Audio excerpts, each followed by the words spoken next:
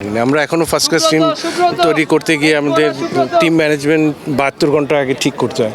এভাবে তো একটা টেস্ট প্লেইং নেশনে এটা চলতে পারে না। 25 বছরে বাংলাদেশ ভালো জায়গায় আছে, আমাদের যেই জায়গা থাকা উচিত ছিল সেটা সেই জায়গায় আমরা নেই। না, অবশ্যই কিছুটা পিছিয়ে আছি, but at the same time আমার কাছে মনে হচ্ছে লাস্ট ফিউ ইয়ার্স আমরা ইমপ্রুভ করছি। সব দিক থেকে পিছিয়ে আছি, ফ্যাসিলিটিস ওয়াইজ বলেন, আমাদের স্কিল ওয়াইজ বলেন।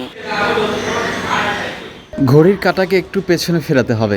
আজ থেকে ঠিক 25 বছর আগের দিন, বাংলাদেশ ক্রিকেটের সবচেয়ে সোনালী দিনগুলোর একটি 26শে জুন 2000 সাল। দেশের জন্য এক গৌরবময় দিন। 2000 সালের 26শে জুন আইসিসির পূর্ণ সদস্যপদ লাভ করে। এর মাধ্যমে বাংলাদেশ আনুষ্ঠানিকভাবে টেস্ট মর্যাদা পায় এবং ক্রিকেটের সর্বোচ্চ ফরম্যাট খেলতে শুরু করে।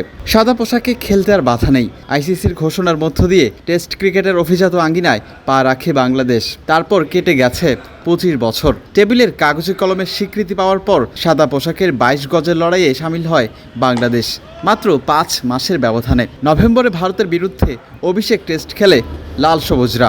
অভিষেক টেস্টেই প্রতিবেশী দেশ ভারতের কাছে 9 উইকেটের পরাজয় দিয়ে শুরু করে টাইগাররা।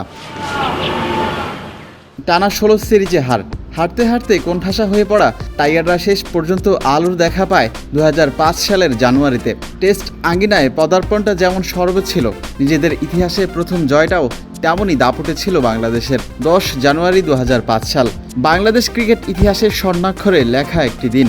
এদিনই প্রথমবারের মতো টেস্ট জয়ের উৎসবে মেতেছিল টাইগাররা। সাদা পোশাকে পেয়েছিল নিজেদের ইতিহাসে প্রথম জয়ের স্বাদ।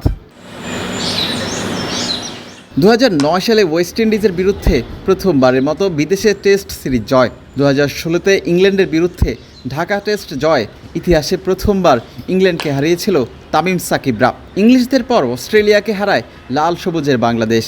তারপর নিউজিল্যান্ডের মাটিতে টেস্ট জয়। মুমিনুল হক, এবাদত হোসেনদের রূপকথার গল্প তো সবারই জানা। গত বছর পাকিস্তানের মাটিতে হোয়াইট ওয়াশ করার নজির গড়েছিল নাজমুল হোসেন শান্তর দল। এ পর্যন্ত 153টি ম্যাচ খেলা হয়েছে। সাদা পোশাকে জয় এসেছে 23টিতে, বিপরীতে হারতে হয়েছে 111টি ম্যাচ। ড্র হয়েছে 19টি। 25 বছরে কোথায় পৌঁছেছে দেশের টেস্ট ক্রিকেট? বর্তমান ও সাবেক ক্রিকেটাররা জানিয়েছেন তাদের মূল্যবান মতামত। এবং টেস্ট ক্রিকেট আজকে 25 বছরে আমরা অলরেডি পা রেখে দিয়েছি। তো আমাদের স্ট্যান্ডার্ডটা কতটুকু আমরা এখন বুঝতে পারছি। আমাদের অবকাঠামোগুলি এখনও আমরা আপ টু ডেট করতে পারি নাই। এটার পিছিয়ে অনেক চেষ্টা করে আমরা এখনও আপ টু ডেটে যেতে পারি না। অন্যান্য টেস্ট প্লেইং নেশন যেভাবে ডেভেলপ করে গিয়েছে ওদের অবকাঠামো নিয়ে, ওদের স্ট্রাকচার নিয়ে, তো আমরা সেভাবে তার 20%ও করতে পারি না। আমরা এখনও ফার্স্ট ক্লাস টিম তৈরি করতে গিয়ে আমাদের টিম ম্যানেজমেন্ট 72 ঘন্টা আগে ঠিক করতে হয়। এভাবে তো একটা টেস্ট প্লেইং নেশনে এটা চলতে পারে না। তো সুতরাং এখন সময় আসছে, আমরা এটা চেষ্টা করে যাচ্ছি যাতে আমাদের ফার্স্ট ক্লাস টিমগুলিতে একটা ভালো টিম ম্যানেজমেন্টের আন্ডারে অ্যাটলিস্ট 2 বছর 3 বছর যাতে আমরা ওদেরকে দায়িত্ব দিয়ে ওদের ভ্যালুয়েশন করতে পারি যে পারফরমেন্সটা কোন জায়গায় যাচ্ছে। এটা একটা প্ল্যান করা হয়েছে। এটা ইনশাল্লাহ আশা করি আগামী সিজন থেকে শুরু হবে। তো দেখা যাক এভাবে আমরা আগাচ্ছি এবং অবকাঠামোর জন্য আমরা এখনও ফাইট করছি। এটা পুরোপুরি প্রত্যেকটা ডিভিশনে যদি আপনি এস্টাবলিশ করতে না পারি ক্রিকেটটাকে, ওই পর্যায়ে আমরা কখনো দেখতে পারবো না। হঠাৎ হয়তো একটা ম্যাচ জিতবো এটা নিয়ে উচ্ছ্বাস, তারপরে কিন্তু আবার আগের যায়। 25 বছরে বাংলাদেশের টেস্ট ক্রিকেট আসলে কোথায় আছে, সেই অবস্থানটা যদি একটু ব্যাখ্যা করতেন। না, অ্যাজ এ প্লেয়ার হিসেবে আমি কোনোভাবেই বলতে না যে 25 বছরে বাংলাদেশ ভালো জায়গায় আছে।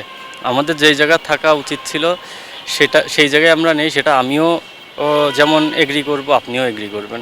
এটা যারা ক্রিকেট ফলো করে সবাই একমত হবে, এখানে মতের কোনো ইয়ে নেই। বাট আমরা যদি পাস্ট 25 বছর নিয়ে পড়ে থাকি, ফিউচার 25 বছর পরে একই রকমই থেকে যাব।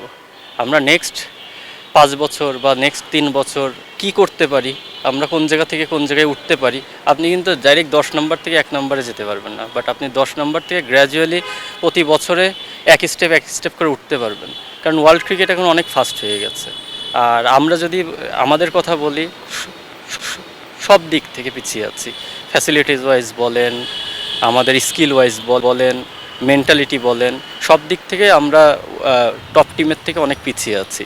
তো এখন ওই যেগুলো হয়নি সেগুলোর দিকে চিন্তা না করে আমার মনে হয় যে সামনে আমরা কি করতে পারি, ছোট ছোট প্ল্যান করে সেগুলো এক্সিকিউশন করাটা খুব ইম্পর্টেন্ট। করছি কিছুটা হলেও। আপনি যদি লাস্ট সার্কেলে দেখেন আমরা বাইরের অ্যাওয়ে ম্যাচগুলো জিতেছি, হোম ম্যাচগুলো মিস আউট হয়ে গেছে আমার কাছে মনে হয়। ওগুলা যদি আমরা 2টা অ্যাটলিস্ট গ্র্যাব করতে পারতাম তাহলে কিন্তু আমাদের সিনারিওটা আরও চেঞ্জ দেখা যেত।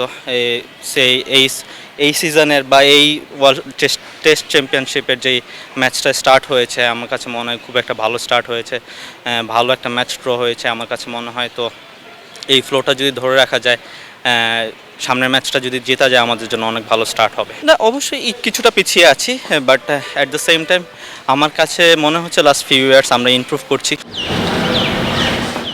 বিলাল হোসেন শিমুল, ক্রিকেট 97।